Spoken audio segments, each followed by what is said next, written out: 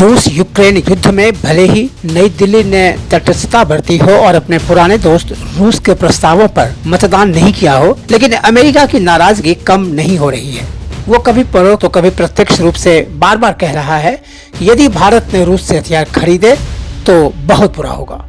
अब अमेरिका के रक्षा मंत्री लॉयड ऑस्टिन ने एक बार फिर भारत को आगाह किया है कि रूस के हथियारों में निवेश करना भारत के हित में नहीं है। अमेरिकी सांसदों के साथ एक बैठक में ऑस्टिन ने अमेरिका की इच्छा को फिर से जाहिर कर दिया। उन्होंने कहा, हम भारत के साथ काम करते रहेंगे ताकि यह सुनिश्चित हो सके कि वे इस बात को समझें कि रूसी सामान में निवेश जारी रखना उनके हित में नहीं है।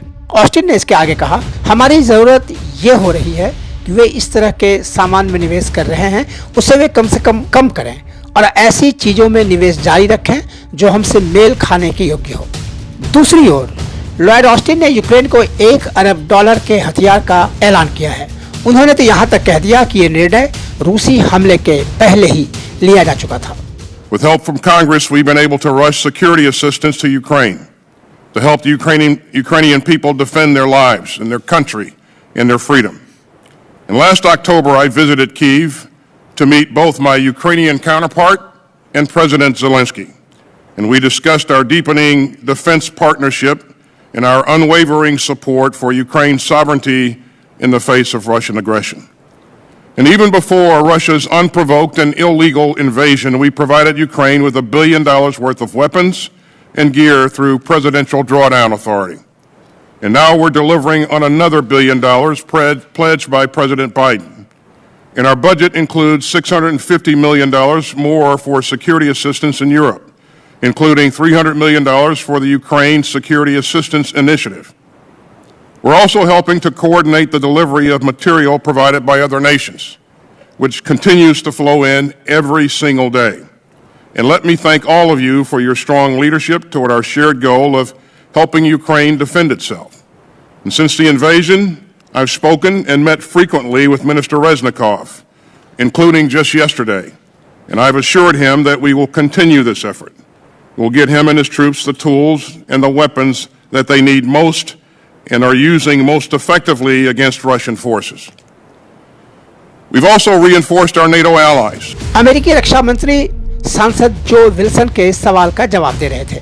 यूक्रेन पर रूस के हमले के बाद भारत ने तटस्थता की नीति अपनाई है, उसकी विल्सन खासी आलोचना कर रहे हैं। विल्सन ने कहा था, खौफनाक ढंग से हमारा कीमती सहयोगी भारत, जो कि दुनिया का सबसे बड़ा लोकतंत्र है, अमेरिका और सहयोगी विकल्पों पर गौर किए बगैर रूसी हथियार प्रणाली को चुन रहा है, जो कि क्रेमलिन के साथ जाने को दिखाता है। इसके साथ ही उन्होंने पूछा, विदेशी सैन्य बिक्री कार्यक्रम के जरिए हम उन्हें कौन सा हथियार दे सकते हैं ताकि वे भारतीय नेताओं को प्रोत्साहित करें कि वे पुतिन और उसके सहयोगियों को खारिज करें और लोकतंत्र के अपने प्राकृतिक सहयोगी के साथ आएं। अमेरिका के गुस्से की नई वजह यह है कि भारत ने उसके पैट्रियट मिसाइल सिस्टम को ठुकराकर रूस से S-400 एयर डिफेंस सिस्टम खरीदा है। भारत रूसी हथियारों और डिफेंस सिस्टम का दुनिया का सबसे बड़ा खरीदार रहा है।